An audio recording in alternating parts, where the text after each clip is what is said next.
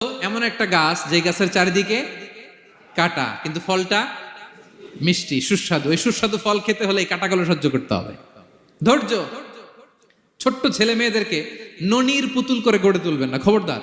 ওদেরকে কষ্ট সহিষ্ণু করে গড়ে তুলবেন।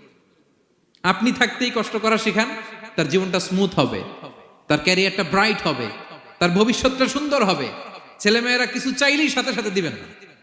অনেক বাবা মা আছে এত আদর করে, এত বেশি আহ্লাদ করে, যা চায় তাই দেয়, পরে হিতে বিপরীত হয়, ঠিক কিনা? ছেলে মেয়েকে অভাব শেখান, ছেলে মেয়েকে কষ্ট শেখান, ওদেরকে সংগ্রাম শেখান, প্রতিকূল পরিবেশে কি করে টিকে থাকতে হয় এটার সবক শেখান। সেদিন লোকমান তাই করলেন, ছেলেদের সবর শিখাইলেন যে বাবা ধৈর্য ধারণ করো, আতঙ্কিত হবা না। জীবন এটা সহজ নয়, জীবন চলার পথ সহজ নয়, এটাকে সহজ করে নিতে হয়। কখনো সবর